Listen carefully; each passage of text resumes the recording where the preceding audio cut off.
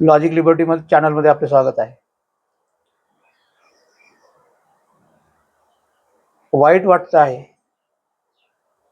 की ज्योतिषी बुवा बाबा भोंदू यांच्या बातम्या आता येत आहेत. न्यूज चॅनल्समध्ये, वर्तमानपत्रामध्ये सुद्धा आपल्याला पाहायला मिळत आहेत की अमुक अमुक या ठिकाणी भोंदू बाबाने ज्योतिषाच्या माध्यमातून काहीतरी सांगून तुमचा अमुक होईल तमुक होईल अशा वेगवेगळ्या अत्यंत अवैज्ञानिक माध्यम मार्गाने महिलांना काहीतरी आमिष दाखवून त्यांचं शारीरिक मोठ्या प्रमाणात शोषण केलेलं आपल्याला आता पाहायला मिळत आहे. याच्या मागचं एक महत्वाचं कारण मी तुम्हाला सांगू इच्छितो. आपल्याला पण माहिती आहे, तुम्हाला पण माहिती आहे. डॉक्टर बाबासाहेब आंबेडकर म्हणाले होते की तुम्ही वाघिणीचं दूध प्या. म्हणजे शिक्षण हे वाघिणीचं दूध आहे आणि ते वाघिणीचं दूध तुम्हाला प्यायला बाबासाहेब आंबेडकरांनी आणि जितके पण महापुरुष आहेत त्यांनीच आपल्याला दिलेलं आहे. परंतु समाजातील अनेक घटकांनी, जास्तीत जास्त लोक हे विसरलेले आहेत. त्यांनी वाघिणीचं दूध बाजूला सारलेलं आहे आणि हे बुवा बाबा जे यांना प्यायला देत आहेत ना, आता मूत्र, गोमूत्र, शेण ते खायला सुरुवात केलेले, ते प्यायला सुरुवात केलेली आहे. आणि म्हणूनच अत्यंत बिकट आणि अत्यंत विदारक परिस्थिती ही जी आता उद्भवलेली आहे त्याचं एकमेव कारण हेच आहे की समाजातील जे कोणी स्त्री पुरुष जे कोणी घटक आहेत त्यांनी वाघिणीचं दूध बाजूला सारलेलं आहे आणि बुवा बाबाचं शेण, गोमूत्र आणि मूत्र पिण्यासाठी चढाओढ लागलेली आहे. आणि हे तिकडे जर तुम्ही जाल, वाघिणीच्या दुधापासून जर तुम्ही दूर जाल तर तुमची अवस्था हीच होणार आहे. मनुस्मृतीने हजारो वर्षापासून तुमच्यासोबत हेच केलेलं आहे.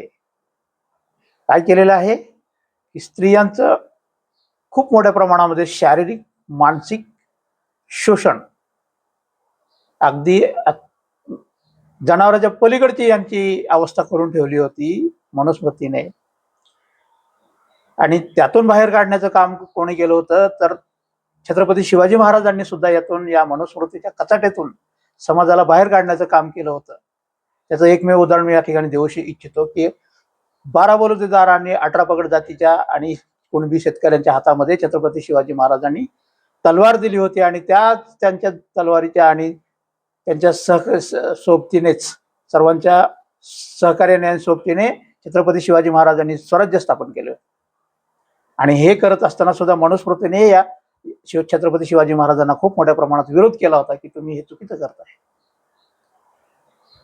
त्यातून पुढे पुन्हा क्रांतीसूर्य महात्मा ज्योतिराव फुले आणि क्रांतीज्योती सावित्रीबाई फुले यांनी या मनुस्मृतीने जी दारिद्र्य अवस्था करून ठेवली होती समाजाची, नरक यातनेमध्ये या समाजाला ढकललेलं होतं, स्त्रियांना ढकललेलं होतं, त्यातून बाहेर काढण्यासाठी 1 जानेवारी 1848 रोजी पुण्यामध्ये मुलींची पहिली शाळा भारतातली सुरू करण्याचं काम क्रांतीसूर्य महात्मा ज्योतिराव फुले आणि क्रांतीज्योती सावित्रीबाई फुले यांनी सुरुवात केली होती.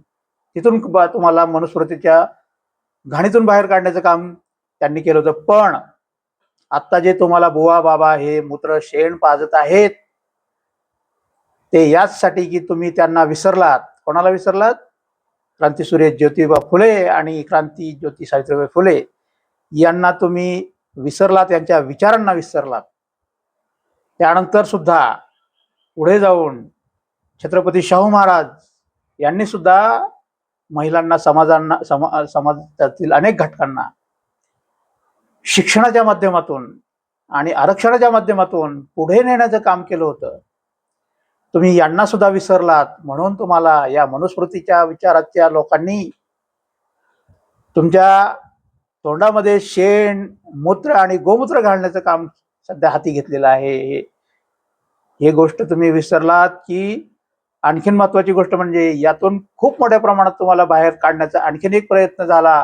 तो प्रयत्न म्हणजे महामानव विश्वरत्न डॉक्टर बाबासाहेब आंबेडकरांनी भारतीय संविधानाच्या माध्यमातून आणि त्याचबरोबर त्यांच्या इतर अनेक कार्यातून, आंदोलनातून, चळवळीतून बाबासाहेब आंबेडकरांनी स्त्रियांना आणि अनेक घटकांना, या वंचित पीडित मनुस्मृतीच्या माध्यमातून ज्यांच्यावरती अन्याय अत्याचार झाला होता, त्या सर्व घटकांना बाहेर काढण्याचं काम डॉक्टर बाबासाहेब आंबेडकरांनी केलं होतं. आणि संविधानाच्या माध्यमातून त्यांना जे अनेक शिक्षणाचे अधिकार असतील, नोकऱ्यांचे अधिकार असतील, स्त्री पुरुष समानतेचे अधिकार असतील, स्त्रियांना हिंदू कोड बिलाच्या माध्यमातून दिलेले अधिकार असतील, हे सर्व अधिकार कशासाठी दिले होते?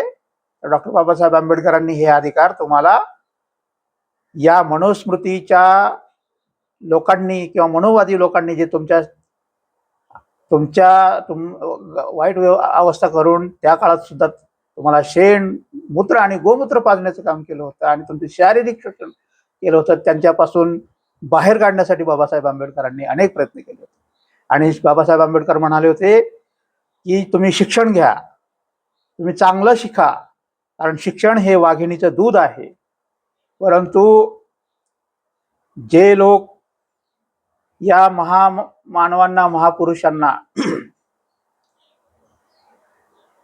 दूर सारतील, त्यांच्यापासून दूर होतील किंवा त्यांना बेईमान होतील, तर त्यांची वाटचाल ही मनुस्मृतीकडेच जाणार आहे. आणि आता हे जे बुवा, बाबा, ज्योतिषी, अमुक तमुक, हे जे काही आता महिलांवरती अन्याय, अत्याचार, शारीरिक शोषण, लैंगिक शोषण करीत आहेत, इतकंच नव्हे तर त्यांना शेण, अक्षरशः शेण त्यांच्या तोंडात घालण्याचा प्रयत्न घालत आहेत. गोमूत्र आणि मूत पाजवण्याचं तुम्हाला हे प्रकार आता समोर आलेले आहेत, हे अत्यंत निंदनीय आहेत. म्हणून मी परत या ठिकाणी मी एक विनंती करतो की आपल्याला जर याच्यातून बाहेर पडायचं असेल तर एकच मार्ग आहे, आणि तो म्हणजे वाघिणीचे दूध प्या. आणि नुसतं दूध पिऊ नका, तर ते वाघिणीचे दूध ज्यांनी तुम्हाला दिलेलं आहे, तुमच्या समोर आणून ठेवलेलं आहे, त्यांचे उपकार आयुष्यभर विसरू नका आणि त्यांच्या विचारावर आणि त्यांच्या वाटेवर चाला.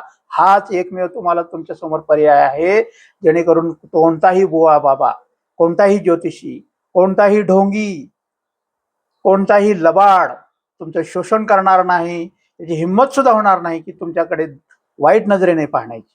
इतकी ताकद छत्रपती शिवाजी महाराजांच्या विचारामध्ये आहे, इतकी ताकद क्रांतिसूर्य महात्मा ज्योतिराव फुले यांच्या विचारामध्ये आहे, इतकी ताकद क्रांतिज्योती सावित्रीबाई फुले यांच्या विचारामध्ये आहे, इतकी ताकद छत्रपती राजर्षी शाहू महाराज यांच्या विचारामध्ये आहे, आणि इतकी ताकद विश्वरत्न महामानव डॉक्टर बाबासाहेब आंबेडकर यांच्या विचारामध्ये आहे. तुम्ही जर यांना वाचाल तरच वाचाल. धन्यवाद.